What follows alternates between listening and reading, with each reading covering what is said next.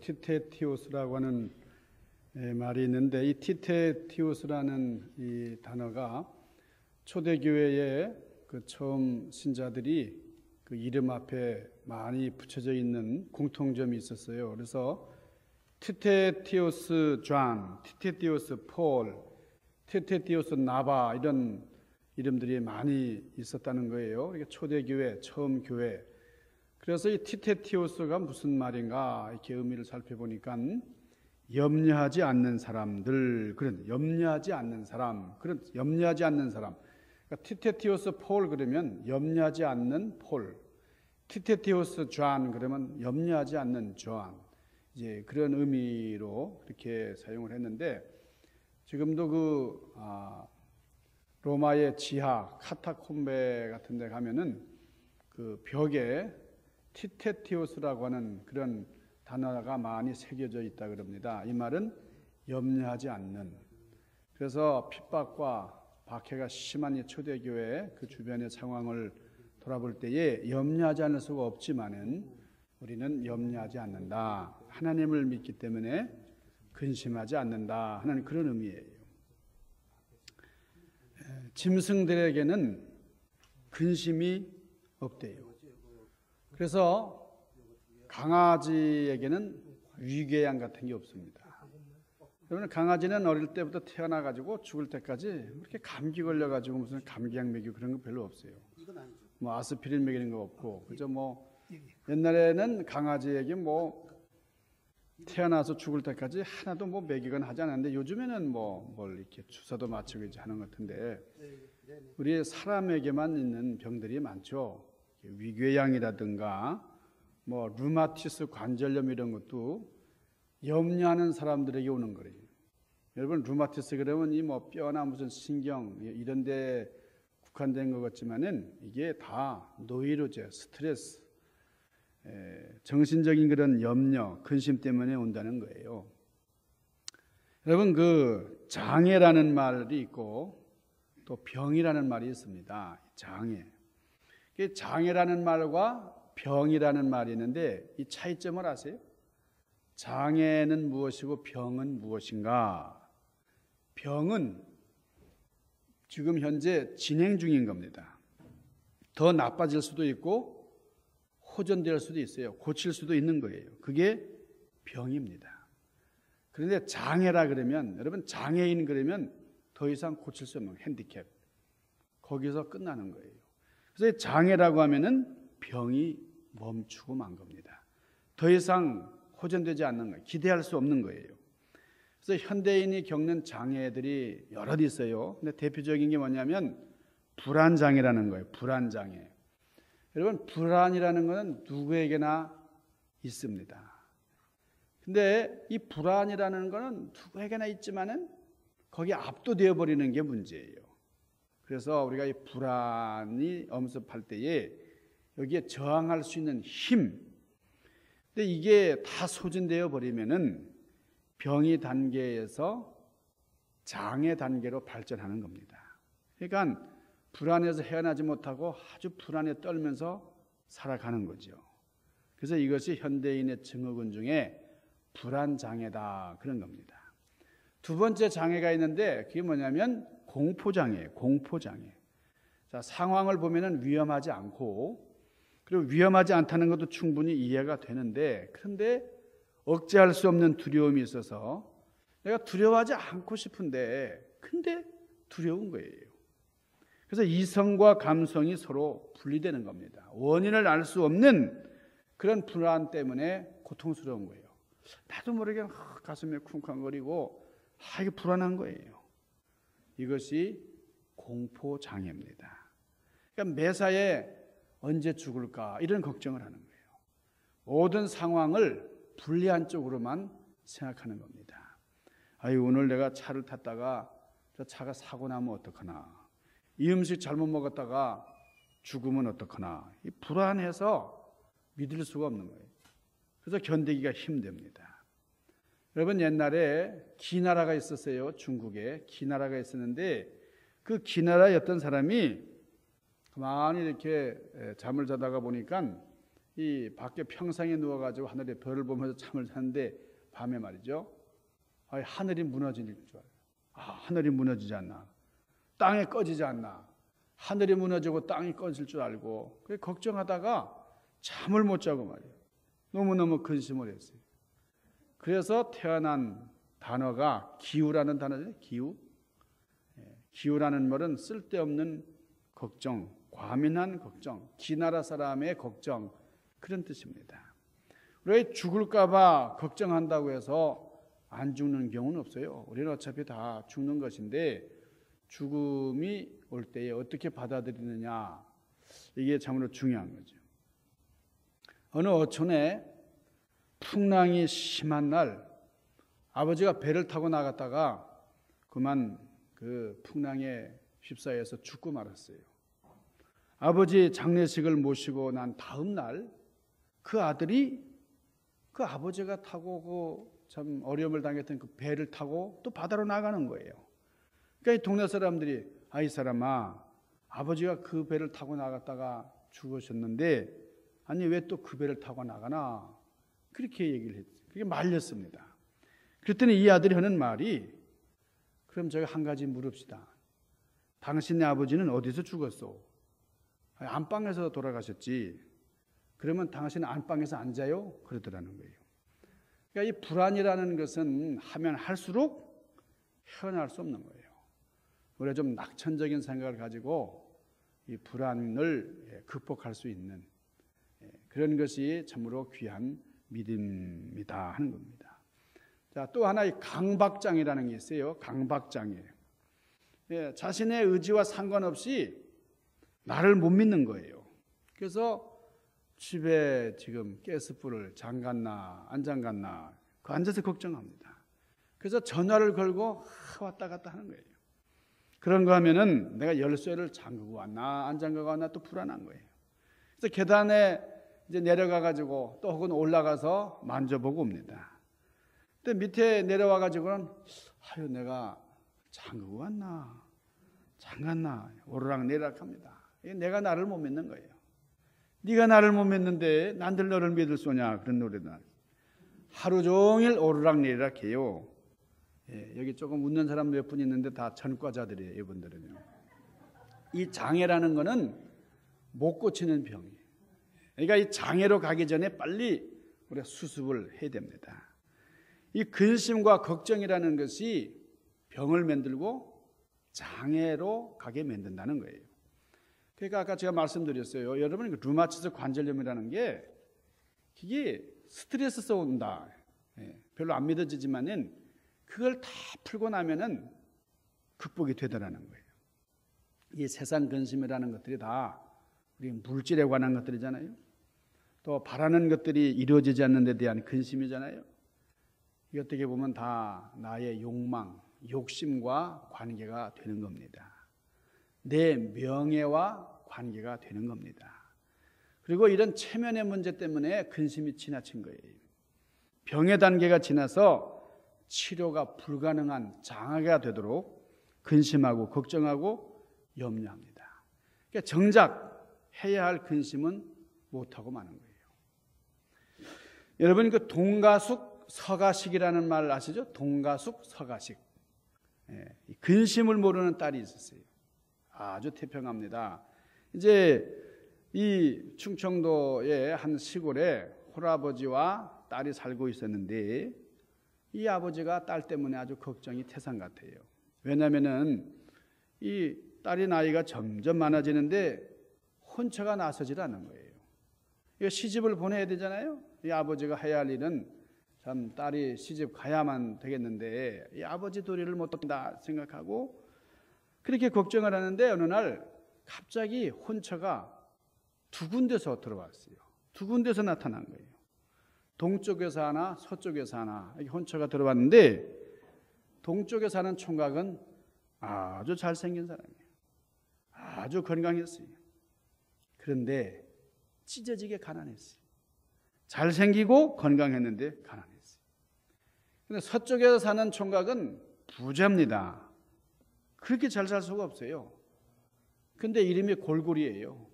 맨날 병치료를 합니다. 자, 여러분 어느 걸 택하겠어요? 어느 양쪽? 동쪽을 택하겠어요? 서쪽을 택하겠어요? 여러분들이 미스라면은 아버지가 고민을 했어요. 고민을 하다가 이거 어떡하냐 딸에게 직접 물어봤어요. 딸이 아버지가 그거 가지고 걱정하냐고. 아버지, 동쪽에 사는 총각은 건강하고 잘생기다 그랬잖아요. 그리고 서쪽에 사는 총각은 골골하긴 하지만은 부자라 그랬잖아요. 그렇단다.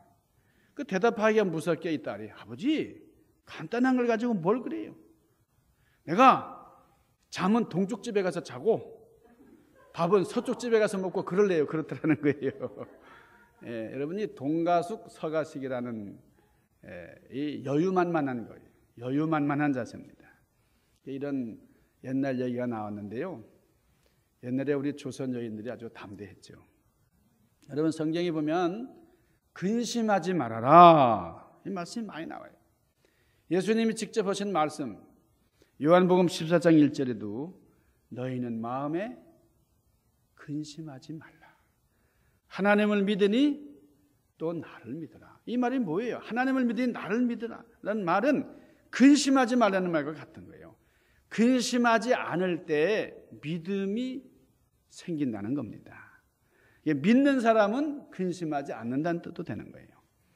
마태복음 6장 31절 32절 너희는 무엇을 먹을까 무엇을 마실까 무엇을 입을까 염려하지 말아라. 이게 뭐예요? 의식주의 염려잖아요. 우리는 항상 무엇을 먹을까 무엇을 마실까 무엇을 입을까 이거 가지고 걱정을 해요. 이는 다 이방인들이 구하는 것이라 그랬습니다. 그러니까 우리가 이 세상 근심 이런 걸 다 떨쳐버릴 수 있다면 얼마나 좋을까요? 오늘 본문 말씀 고린도후서 7장 10절에 보니까 두 가지 근심이 있다 그랬어요. 하나는 하나님의 뜻대로 하는 근심이 있고 다른 하나는 세상 근심이라 그랬어요. 자, 하나님의 뜻대로 하는 근심. 그러니까 이 근심, 하나님께서 근심하지 말라 하는 것보다는 하나님의 뜻대로 근심하라 그거예요. 그러나 세상 근심하지 말라는 거예요. 하나님의 뜻대로 하는 근심은 우리를 하여금 구원에 이르게 하는 구원을 가져다 주는 그런 회개로 이끄는 근심이다 하는 겁니다. 근심. 그래서 적극적으로 하는 근심, 하나님 뜻대로 하는 근심을 할 수 있어야 된다는 거예요. 빌립보서 2장 26절에서 27절까지 보면은 그가 너희 무리를 간절히 사모하고 자기가 병든 것을 너희가 들은 줄 알고 심히 근심한지라. 여러분이 빌립보서 2장에 있는 말씀이 참 은혜로워요. 또 그가 병들어 죽게 되었으나 하나님이 그를 긍휼히 여기셨고 그뿐 아니라 또 나를 긍휼히 여기사 내 근심 위에 근심을 면하게 하셨느니라. 바울이 얼마나 근심했냐면 근심하고 그 위에 또 근심을 했다는 거예요. 28절 빌립보서 2장 28절 그러므로 내가 급히 그를 보내는 것은 너희로 그를 다시 보고 기뻐하게 하며 내 근심도 덜려함이라. 빌립보서 2장 28절인데 자, 근심이 얼마나 컸으면 근심 위에 근심이란 표현을 썼겠는가. 그 내용이 이런 거예요. 사도 바울이 감옥에 갇혔습니다. 감옥에 갇혔을 때에 여러분 옛날에는 감옥이래야 여러분 요즘에는 감옥에도 갈만한가 봐요. 어떤 사람은 감옥에 가고 싶어서 은행에 들어가서 장난감 쳐들고 막 하다가 잡혔는데 감옥에 안 집어넣으니까 다시 범행을 했다는 거 아니에요? 감옥에 가면은 샤워 시설도 있고 괜찮다는 거예요. 여러분 괜찮다고 해서 감옥에 가는 걸 꿈꾸시진 마시고요. 근데 옛날에 사도 바울이 갇혔던 이 감옥이라는 건 정말 형편없는 데예요. 여기는 정말 지푸라기 하나 그냥 그 풀더미 위에 그래서 참 얼마나 힘들었는지 거기다 쇠고랑을 차고 말이에요. 그렇게 힘들게 살았어요. 근데 이 초대교회 중에도 사랑이 많은 교회가 있었는데 그 교회가 빌립보 교회였습니다. 그러니까 예루살렘에 흉년이 들었다 그러니까 이 예루살렘 교회를 위해서 헌금을 했어요. 그래서 구제 헌금을 모아가지고 이제 헌금을 이제 예루살렘 교회에다가 전한 아름다운 미덕을 행한 교회가 이 빌립보 교회입니다. 근데 이 교회에서 바울 사도가 감옥에 갇혀서 고생한다는 소식을 들은 거예요. 그래서 온 교인들이 기도하면서 이 에바브로디도라고 하는 그런 빌립보 교회 담임 목사님을 보낸 거예요. 옷도 갖다 드리고 사식을 넣어 드리기 위해서 이 감옥이 있는 이 사도 바울이 갇혀 있는 그곳으로 이 빌립보 교회에서 보낸 거예요. 그래서 멀리 빌립보라는 곳에서 이 로마 이 바울이 갇혀 있는 감옥까지 위문하러 온 에바브로디도 목사님이 와가지고 바울을 면회하고 옷도 집어넣으면서 사식도 집어넣으면서 그러면서 정말 얼마나 감사해요. 바울이 참 마음에 위로가 되고 기뻤는데, 그런데 이 바울을 도와주러 왔다가 그만 이분이 병이 난 거예요. 그러니까 혹을 때려왔다가 혹을 붙인 격입니다. 그러니까 이 사도 바울이 얼마나 마음이 아픈지 염려를 하는 거예요. 나를 위해서 이렇게 희생하고 나에게 위로를 전하기 위해서 온 이 에바브로디도 목사님이 이렇게 병에 이제 걸려가지고 고생을 하고 있으니까 빌립보 교인들이 얼마나 걱정을 할 거냐. 특별히 당사자인 에바브로디도는 얼마나 힘들 것이냐. 그래서 이 바울이 이 일 때문에 너무 근심을 한 거예요. 그러니까 근심을 하고 계속 근심을 했다.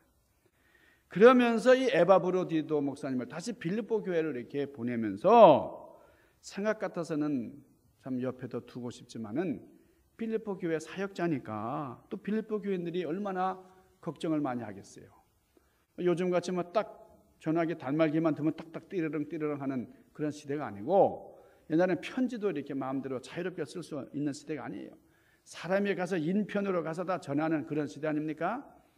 옛날 여러분 그 마라톤이라는 얘기 아시잖아요. 마라톤.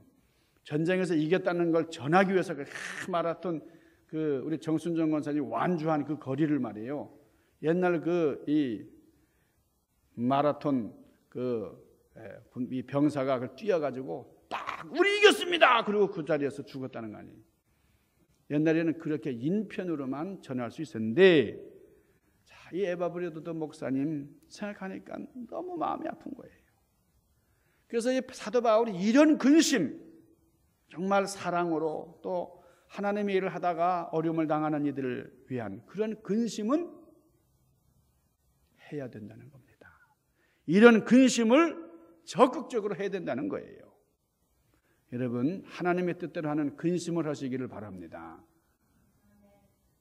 아멘이 적고 아멘을 한 분은 책임을 지시기 바랍니다.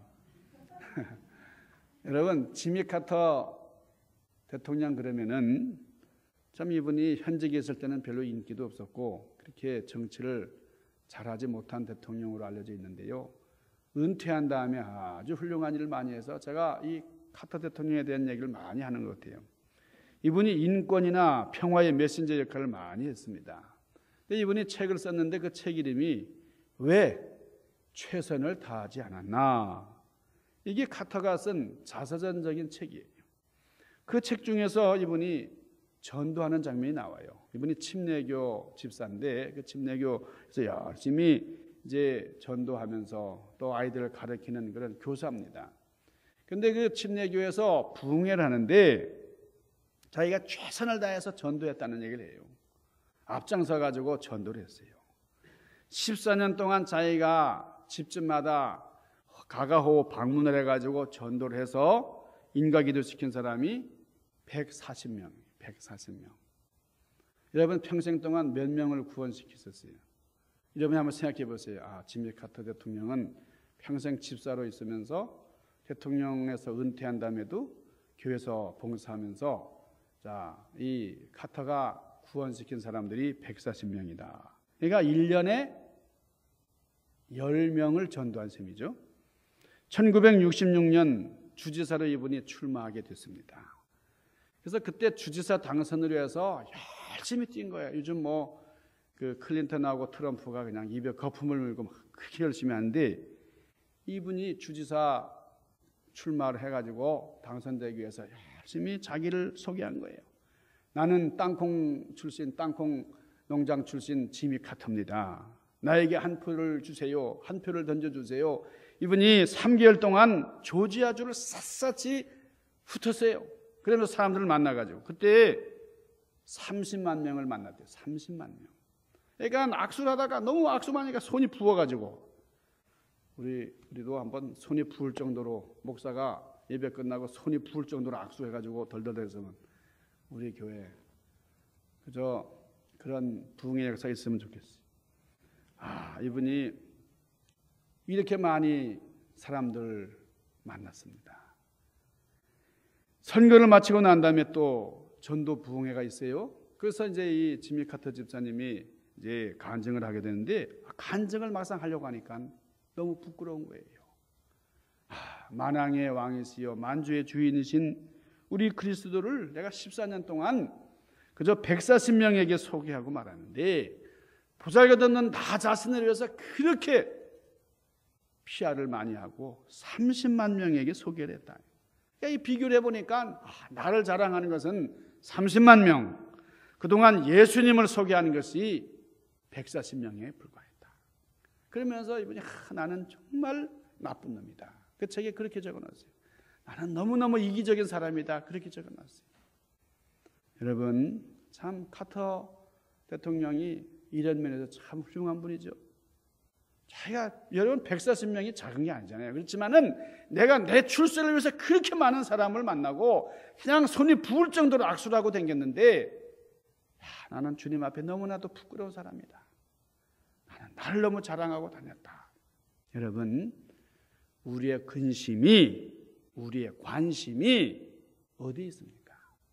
우리 세상에서 그냥 바둥바둥 그저 살아갔다가 그냥 시간이 다 되면은 그때 저 세상으로 가고 마는, 여러분, 이런 우리가 아니고 거룩한 삶을 살면서 어떻게 내가 예수를 잘 믿을까? 기왕이면 내가 어떻게 신앙생활을 잘 해볼까? 이런 근심, 어떻게 말씀을 깊이 상고해야 할까? 여러분, 이런 믿음의 선배들처럼 웨슬레 목사님 혹은 이 루터처럼 성자의 반열에 들어가는 삶을 살까? 어떻게 내가 하늘나라 상급을 쌓을까? 어떻게 하면 믿지 않는 친척, 친구들에게 복음을 전할까? 여기에 관심을 하면서 너무 여기에 대해서 깊이 골몰하다 보니까 근심하게 되는 거예요. 거룩한 근심을 하는. 여러분이 고린도 교회가 처음에는 바울을 비난하고 또 아주 경멸하고 정말 이 분파적으로 싸우고 막 그러던 교회인데, 이 바울의 편지, 바울의 서신, 바울의 격려를, 바울의 훈계를 받으면서 다 화해하고 회개하고 하나님 뜻대로 하는 관심을 했다는 거예요. 여러분, 어떻게 전도할까 근심해 보셨어요? 어떻게 하면 안 믿는 사람들을 우리 교회로 인도할까? 여러분, 세상 근심은 권할 만한 게 아니에요. 근심을 하다 보면 이 근심의 종류들이 많이 있지만은 쓸데없는 근심하는 경우가 참 많대요. 근데 근심의 차원도 하다 보면 다리가 먹을 것, 입을 것, 마실 것, 내 체면, 내 명예 문제에 국한되는 게 너무 많아요. 그런데 오늘 주님께서 우리에게 권면하는 말씀, 사도 바울을 통하여 우리에게 주시는 말씀은 하나님 뜻대로 하는 근심을 하거라. 자, 오늘 고린도후서 7장 우리 8절부터 10절까지 제가 읽습니다. 그러므로 내가 편지로 너희를 근심하게 하는 것을 후회하였으나 지금은 후회하지 아니함은 그 편지가 너희로 잠시만 근심하게 한 줄 알미라. 지금 바울의 편지를 받고 이 고린도 교인들이 근심을 하는 거예요. 아주 책망을 했으니까 얘들이 왜 그렇게 사느냐, 왜 이렇게 믿음 생활하느냐, 그럴 때에 이 사람들이 찔림을 받고서 근심하게 됐어요. 내가 지금 기뻐함은 너희로 근심하게 한 까닭이 아니요 도리어 너희가 근심함으로 회개에 이른 까닭이다. 너희가 하나님의 뜻대로 근심하게 되는 것은 우리에게서 아무 해도 받지 않게 하랍니다. 그러니까 지금은 바울이 기뻐한다는 겁니다. 이들이 이 편지를 읽으면서 회개했으니까 우리가 잘못했구나. 하나님의 뜻대로 하는 근심은 후회할 것이 없는 구원에 이르게 하는 것이요 세상 근심은 사망을 이루는 것이라. 여기 근심이 아주 적극적인 차원이 나옵니다. 하나님의 뜻대로 하는 근심을 해라. 하나님의 뜻대로라는 근심을 하니까 구원에 이르는 회개에 이른다. 구원에 이른다. 자, 이 배경을 설명하자면 여러분 이 편지가 고린도후서 아니에요. 그러니까 이 고린도 교회가 바울이 눈물 뿌리면서 사역하던 교회, 바울이 세운 교회예요. 근데 이 교회가 분쟁이 많았어요. 그리고 바울을 막 욕을 하고 말이에요. 비방하고 하는 이런. 근데 이 바울을 따르던 사람들도 바울이 진짜 그런 인간이었냐? 뭐 이러면서 그냥 방관하고 거기 동조하고 이런. 그러니까 얼마나 바울이 마음에 상했는지 몰라요. 그래서 간절히 편지를 써가지고 디도라고 하는 제자를 고린도 교회에 보내서 편지를 전달하는 거예요. 편지를 쓸 때에 거기 권면하는 내용과 책망하는 내용들이 많이 들어있어요. 그런데 그 편지를 쓰는 바울이 걱정하는 겁니다. 이게 내가 너무 정말 지나친 거 아닌가? 이 말씀을 받는 고린도 교인들이 어떻게 반응을 할까? 막 근심한 거예요. 그런데 그 편지를 읽으면서 교인들이 막 회개한 거예요. 회개. 우리가 잘못했구나. 너무 정말 회개에 이르게 하는 근심을 했다는 거예요. 그러니까 바울이 나는 기쁘다. 기쁘고 기쁘도다. 그런 찬송이 나오는 거예요. 너무 기뻐서 지금 이 내용을 썼는데 그게 9절이에요. 9절. 내가 지금 기뻐함은 너희로 근심하게 한 까닭이 아니요 너희가 근심함으로 회개함에 이르게 된 까닭이다. 여러분 우리 교회는요 회개가 너무 귀한 거예요. 회개가 뭐죠? 돈 계산하는 게 아니고 조금 다르죠. 회개는 마음을 완전히 고쳐먹는 거예요. 마음을 고쳐먹고 행동이 달라지는 것이 회개입니다. 여러분 똑같은 근심을 하는데 우리가 거룩한 근심을 한다. 이것이 구원의 해결점을 주는 그런 아름다운 것이다. 오늘 여기 10절 말씀을 10절 하나님의 뜻대로라는 근심이란 결코 후회할 것이 없으며 구원에 이르게 하는 회개를 이루는 근심이라 그랬습니다. 믿는다고는 하지만은 자기의 행위가 하나님 뜻에서 벗어난 것임을 깨닫고 애통하는 자가 되는 거예요. 애통하는 자가 복이 있나니. 심령이 가난해지는 거예요. 심령이 가난한 자가 복이 있나니. 긍휼히 여기는 마음이 생기는 거예요. 그래서 어떻게 내가 하나님 앞에 바로 설 수 있을 것인가 고민하면서 그 방법을 찾기 위해서 날마다 근심하는 거예요. 교회 다닌다고 내가 예수 믿는다고는 했지만은 내가 너무 부끄러운 거예요. 내가 나를 돌아다 볼 때에 나는 이거 뭐 세상에 얽매여서 세상의 제도와 그런 악습에 얽매가지고 도무지 그것을 끊을 수도 없고 내가 믿는 사람이라고 자처하기가 너무나 곤란하다. 어떻게 이것을 끊어버릴 수 있겠느냐? 어떻게 고칠 수 있겠느냐? 근심하라는 거예요. 여러분 이런 하나님 뜻대로 하는 근심의 주인공들이 되시기를 바랍니다. 이 근심이라는 것을 우리가 극복하느냐 못하느냐가 중요한 게 아니고 어떤 방법으로 대처하느냐 하나님의 뜻을 따라서 살아가는 여러분 이것이 중요하다는 거예요. 자 11절입니다. 11절 보라 하나님의 뜻대로 하게 한 이 근심이 너희를 얼마나 간절하게 하며 얼마나 변명하게 하며 얼마나 분하게 하며 얼마나 두렵게 하며 얼마나 사모하게 하며 얼마나 열심히 있게 하며 얼마나 벌하게 하였는가. 너희가 저 일에 대하여 일절 너희 자신의 깨끗함을 나타내었느니라. 여러분 우리가 근심하지 않고 살 수는 없어요. 근심할 수밖에 없습니다. 우리 인간은. 그렇지만은 무엇 때문에 근심하느냐 무엇으로부터 근심하느냐. 근데 이 근심이 사망에 이르는 근심이냐 회개에 이르는 생명에 이르는 근심이냐. 여러분 여기에 대해서 뭐 얘기할 필요도 없잖아요. 우리는 신령한 근심. 그래서 내가 하나님의 자녀인데 왜 내가 주일 성수를 제대로 못하나. 내가 직분도 받았는데 왜 이렇게 하나님에 대해서 관심이 없는가. 내가 제대로 믿을 수는 없을까. 주께서 몸 버려 나를 다 구원시켜 주시고 나를 사셨는데 내 행위가 내 믿음의 행위가 너무나도 가증스러운 건 아닌가. 여러분 이런 고민을 하면서 살아가십니까? 날마다 이런 하나님의 뜻대로 하는 그런 근심 속에 사는 우리가 될 수 있기를 바랍니다. 정말 오늘부터는 근심해야 될 것을 근심하세요. 근심 없기를 바라지 마시고 우리가 세상 근심은 다 없애고 하나님 뜻대로 하는, 어떻게 하나님 나라의 백성들을 많이 만들 것이냐. 여러분, 똑같은 범죄를 한 이 가인은요, 가인은 죄를 어떻게 숨길까 이런 고민을 한 사람입니다. 그래서 하나님께서 부르실 때에 그 아벨을, 동생 하나밖에 없는 동생을 돌로 쳐 죽이고 그냥 발뺌을 했어요.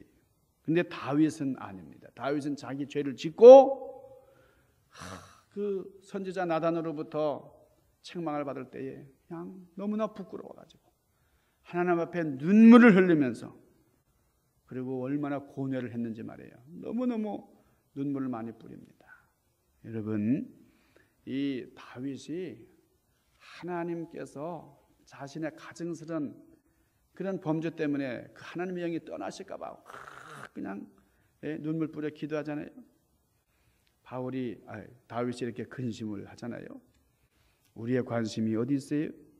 세상적인 근심 너무 거기에 신경 쓰지 마시고요.